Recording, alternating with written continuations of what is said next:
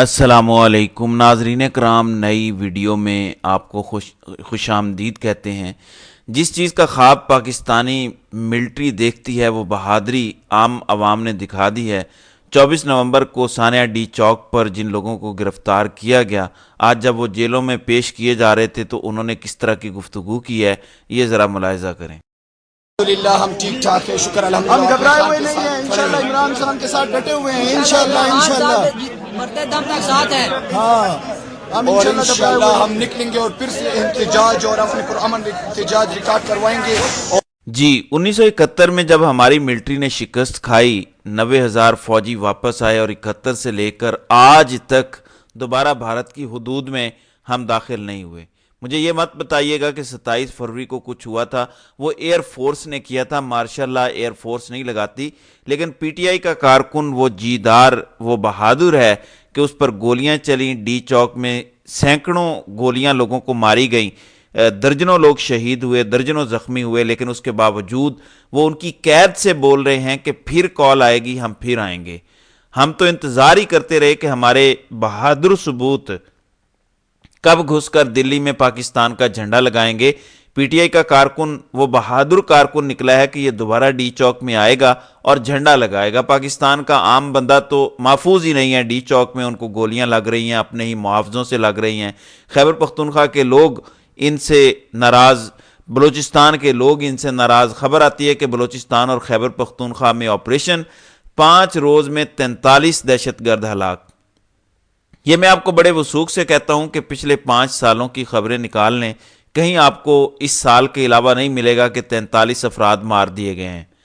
यही होता है कि 6 सिक्योरिटी फोर्सेस के लोग शहीद हुए हैं और 6-7 उधर से शहीद हो गए हैं। कई दफ़ा ऐसे होता है कि 1-2 दहशतगर्द मारे गए लेकिन 10 सिक्योरिटी एहलकार शहीद हो गए। अमूमन यही होता है।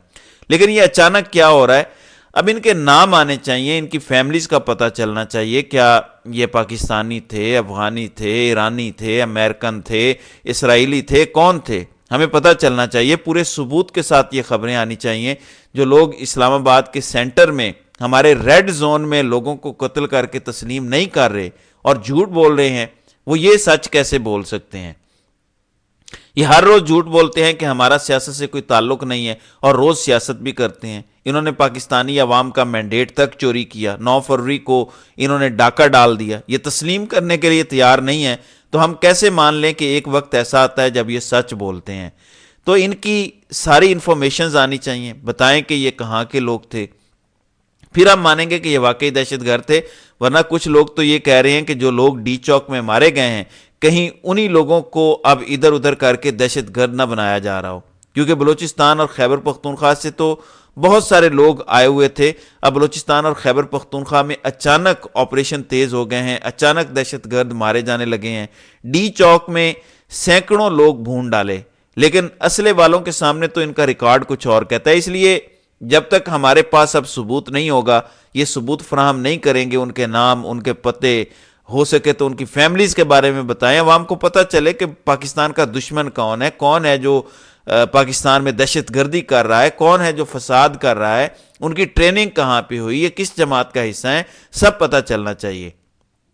ऐसे ही दुनिया में होता है, जब किसी को ऐसे ही मार दिया जाए मावराए अदालत, ऐसे होना नहीं चाहिए। गिरफ्तार करना चाहिए, उन पर केस चलना चाहिए। ये तो मार देते हैं और फिर कहते हैं कि वासिले जहन्नम कर दिया हमने।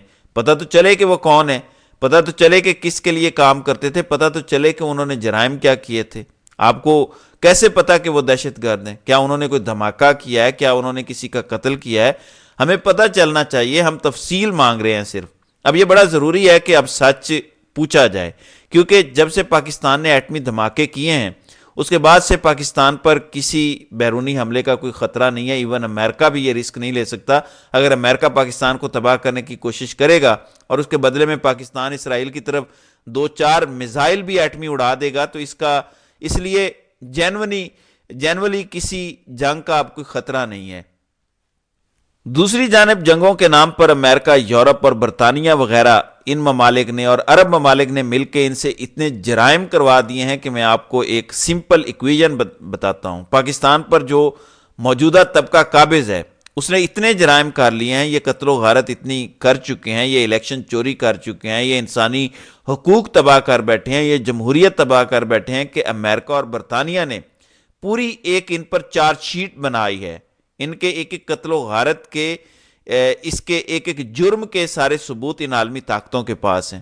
ڈاکٹر معید پیرزادہ نے دعویٰ کیا کہ امریکہ کے پاس اپنے سیٹلائٹس کے ذریعے اس رات کے بھی سارے ثبوت موجود ہیں کہ ہماری اسٹیبلشمنٹ نے وہاں کیا کروایا، کیونکہ ان کی سرویلنس کا بڑا تگڑا نظام ہے پوری دنیا میں۔ یہ دہشت گردوں کو اسی طرح سے سرچ کرتے ہیں، ڈھونڈتے ہیں، سیٹلائٹ امیجنگ کے ذریعے یہ ویڈیوز بھی بنا لیتے ہیں، یہ پکچرز بھی کیپچر کر لیتے ہیں، اور وہ سارا ریکارڈ ان کے پاس موجود ہوگا۔ نہیں تو تھرمل امیجنگ تو ہے ہی سیٹلائٹ کی، وہ تو آپ پرائیویٹلی بھی کر سکتے ہیں۔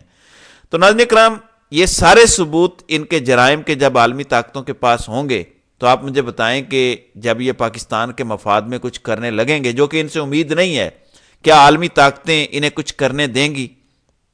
جب عالمی طاقتوں نے کچھ منوانا ہوگا، انہیں صرف ایک فون کر کے کہنا پڑے گا کہ یہ والے ثبوت ہمارے پاس ہیں، تم پر عالمی سینکشنز ہم لگوا دیں گے۔ اب آپ مجھے بتائیں یہ کیا کر سکتے ہیں؟ یہ لوگ تو ایسے ہیں کہ انہوں نے پاکستان کے مفاد میں کبھی بھی کام کرنے کی کوشش کی، ان پہ تو عالمی عدالت میں کیس چلا کے ان پہ جنگی جرائم کا مقدمہ بن جائے گا۔ اچانک یورپی یونین میں سے کوئی اٹھ کے کھڑا ہو جائے گا، جیسے ساؤتھ افریقہ گیا اسرائیل کے خلاف، تو وہاں بھی دیکھیں اسرائیل کے خلاف بھی فیصلہ آیا، نیتن یاہو کے وارنٹ آ گئے۔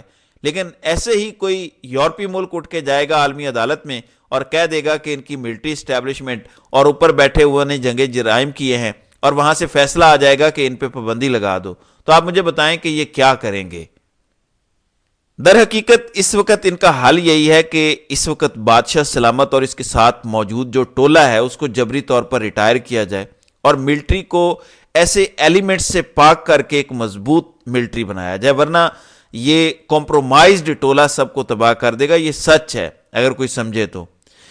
پھر ناظرین اکرام، عمران خان کے حوالے سے سچ اکثر باہر نہیں آتا، لیکن یہ بات بالکل بھی سچ نظر آ رہی ہے۔ بیرسٹر علی ظفر کہتے ہیں کہ میری عمران خان سے ملاقات ہوئی، وہ غصے میں تھے، ان کا کہنا تھا مذاکرات کا یہ طریقہ کار نہیں ہوتا، ہم کسی سے بھیک نہیں مانگ رہے، ہم پر الزام تھا کہ ہم نے بات چیت کے دروازے بند کیے ہوئے ہیں، ہم نے صرف وہ دروازے کھولے ہیں، 2 شرائط رکھی ہیں وہ پوری کریں، ہم مذاکرات کریں گے۔